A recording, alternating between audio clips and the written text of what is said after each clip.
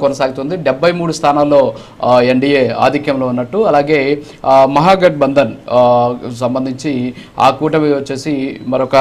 54 స్థానాల వరకు కూడా ఉన్నటువంటి పరిస్థితి 46 స్థానాల్లో ఉన్నట్టు తెలుస్తుంది అలాగే జేఎస్పీ 2 స్థానాల్లో ముందంజలో ఉంది అంతేకాకుండా రాఘవపూర్లో వచ్చేసి తేజస్వి యాదవ్ ముందంజలో ఉన్నారు అలాగే తారాపూర్లో వచ్చేసి మాజీ డిప్యూటీ సీఎం అంటే రీసెంట్ డిప్యూటీ సీఎం సామ్రాట్ చౌదరి ఆయన కూడా ముందంజలో ఉన్నటువంటి పరిస్థితి సో మ్యాజిక్ ఫిగర్ కి 122 స్థానాలు అయితే ఆధిక్యత దగ్గర దూసుకుపోతూ ఉన్నటువంటి పరిస్థితి కనిపిస్తుంది సో ఈ ట్రెండ్స్ ను బట్టి చూస్తూ ఉంటే మన వచ్చినటువంటి ఎన్నికలకు సంబంధించిన ఎగ్జిట్ పోల్స్ నిజమో కాబోతున్నాయా అనేటటువంటిది కూడా తెలుస్తుంది ఎందుకంటే గతంలో జరిగినటువంటి ఎన్నికలు 2020లో జరిగినటువంటి ఎన్నికల్లో ఇచ్చినటువంటి అప్పుడు వచ్చినటువంటి ఎగ్జిట్ పోల్స్ దాదాపుగా కూడా ఎగ్జాక్ట్ రిజల్ట్స్ కి తారుమారు చేసినటువంటి పరిస్థితి కానీ ఈసారి ఎగ్జిట్ పోల్స్ దాదాపుగా కూడా అంచనాలకి తగ్గట్టుగానే బీహార్లో ఎన్డీ ఆధిక్యంలో దూసుకుపోతున్న పరిస్థితి సో మా అవుట్పుట్ రేట్ కిరణ్ గారు ఉన్నారు కిరణ్తో మాట్లాడుతూ కిరణ్ గుడ్ మార్నింగ్ ఏంటి అసలు ఓవరాల్ గా ఇప్పుడు ట్రెండ్స్ అన్ని కూడా చూస్తూ ఉంటే మొదటి నుంచి కూడా ఏదైతే ఈ సర్వేలు చెప్పినట్టే దాదాపుగా కూడా ఎన్డీఏ ముందంజలో ఉన్నటువంటి పరిస్థితి స్టార్ట్ అయ్యి కూడా చాలా తక్కువ సమయం అవుతుంది ఇప్పటికే 77 స్థానాల్లో ఎన్డీఏ కూటమి ముందంజలో ఉన్నటువంటి పరిస్థితి కనిపిస్తుంది సో ఏంటి అసలు ఓవరాల్ గా ఎలా ఉంది ట్రెండ్స్ ఎలా ఉంది ఎప్పటి లోపల పూర్తి స్థాయి క్లారిటీ వచ్చేటువంటి ఛాన్సెస్ ఉంది గుడ్ మార్నింగ్ రాజు బీహార్ ఫలితం విషయానికి వస్తే ఎగ్జిట్ పోల్స్ ఏం చెప్పాయో దాదాపుగా 60 ఎగ్జిట్ పోల్స్ ఎన్డీఏకే పట్టం కట్టాయి ఎన్డీఏనే దాదాపు 148 నుంచి 150 పైగా సీట్లు సాధిస్తాయని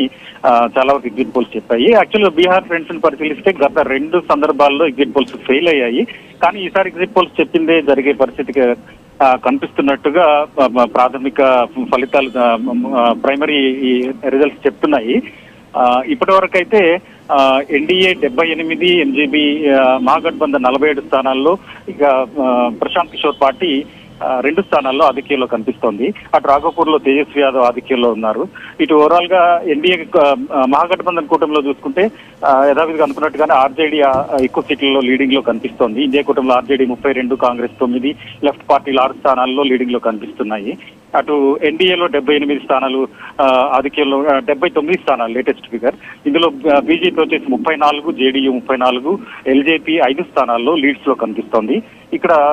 బీహార్ లో మొత్తం 38 జిల్లాల్లో 46 కౌంటింగ్ సెంటర్స్ ఏర్పాటు చేశారు 243 స్థానాలు ఇక్కడ అసెంబ్లీలో ఉంటే 122 సీట్లు మ్యాజిక్ ఫిగర్ అయితే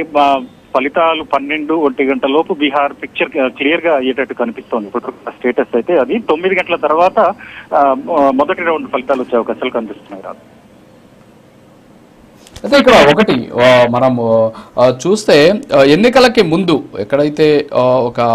గొడవ కూడా జరిగినటువంటి పరిస్థితి జనస్వరాజ్ పార్టీకి సంబంధించినటువంటి ఒక వ్యక్తిని హత్య చేసినటువంటి పరిస్థితి ఉంది గతంలో సో ఆ ప్రాంతంలో జేడీయూకి సంబంధించినటువంటి అభ్యర్థి రోజు ముందంజలో ఉన్నట్టు తెలుస్తోంది ఎస్పెషల్లీ మొకామో అనేటటువంటి నియోజకవర్గంలో పరిస్థితి సో ఏంటి అసలు ఈ ట్రెండ్స్ అక్కడ ఉన్న ఎన్నికలప్పుడు ఎన్నికల ముందు జరిగినటువంటి ఇవన్నీ కూడా పక్కన పెట్టేసి వన్ సైడ్ కావడానికి ఏమైనా కారణాలు ఏమైనా ఉన్నాయా అసలు ఏంటి సార్ అసలు ఏం జరుగుతుందంట బీహార్ లో బేసిక్ గా బీహార్ కుల వ్యవస్థ ఆధారంగా నడిచే రాజకీయాలు అక్కడ కనిపిస్తాయి మనం తెలుగు రాష్ట్రాలని కుల రాజకీయాలు అనుకుంటాం కానీ బీహార్ లో దానికి కొన్ని 100 రెట్లు క్యాస్ట్ పాలిటిక్స్ అక్కడ కనిపిస్తాయి టికెట్లు ఇవ్వాలన్నా పోటీ చేయాలన్నా ప్రభుత్వంలో ఎవరున్నారు మన వాళ్ళు ఉన్నారా ఇట్లా పబ్లిక్ అయినా పొలిటీషియన్స్ అయినా రాజకీయ పార్టీలైనా కులాల ఆధారంగానే నడుస్తాయి అయితే ఈసారి బీహార్ ఎలక్షన్స్ కాస్త ఘర్షణాత్మకంగా మారాయి కొన్ని చోట్ల 1-2 చోట్ల మర్డర్లు జరిగిన సందర్భాలు ఉన్నాయి ఏకంగా మొదటి ఫేజ్ లో అయితే డిప్యూటీ సీఎం కారు పైన రాళ్లు విసట్టడం గుడ్లు విసట్టడం చెప్పులు విసట్టడం ఇట్లాంటి ఘటనలు కూడా జరిగాయి ఓవరాల్ గా ఎలక్షన్ కి ముందు మహాగఠబంధన్ కాస్త దూసుకొస్తోంది అధికారంలోకి వచ్చే అవకాశం ఉంది అనే వాదనలు కొంతవరకు వినిపించాయి కానీ ఎగ్జిట్ పోల్స్ విషయానికి వచ్చేసరికి అది పూర్తిగా రివర్స్ అయిన పరిస్థితి ఇప్పుడు మనకు అందుతున్న ఫలితాలను చూస్తే అదే స్పష్టంగా కనిపిస్తుంది రాజు థ్యాంక్ యూ అండి గౌతమ్ గారు ఇప్పటివరకు చూసాం మరి రావులరెడ్డి గారు మాట్లాడారు మీరు మాట్లాడినటువంటి వ్యాఖ్యల్ని వెనక్కి తీసుకోవాలి ఎందుకంటే ఎన్నికల సంఘం అనేది ఆధారాలతో సహా కొన్ని బయటపెట్టాల్సినటువంటి అవసరం ఉంటుంది సో వాళ్ళు కూడా కేంద్రంలో జరుగుతున్నటువంటి అంశాలన్నింటినీ కూడా ఎన్నికల సంఘం మీద ఆ పార్టీకి సంబంధించినటువంటి రాహుల్ గాంధీ గారు ఏం చేస్తున్నారనేది కూడా మనం చూస్తూ ఉన్నాం సరే ఇవన్నీ కూడా పక్కన పెట్టేటప్పుడు కొంచెం ఈ మాట్లాడేటువంటి సందర్భంలో కొన్ని వ్యాఖ్యలు అనేవి కొంచెం దుమారానికి రేకెత్తేటటువంటి ఛాన్సెస్ ఉన్నాయి సో ఓవరాల్గా ఇప్పుడు రావులరెడ్డి గారు మాట్లాడింది కానీ మీ ఓటమికి కారణం మీ నిస్సహాయత మీ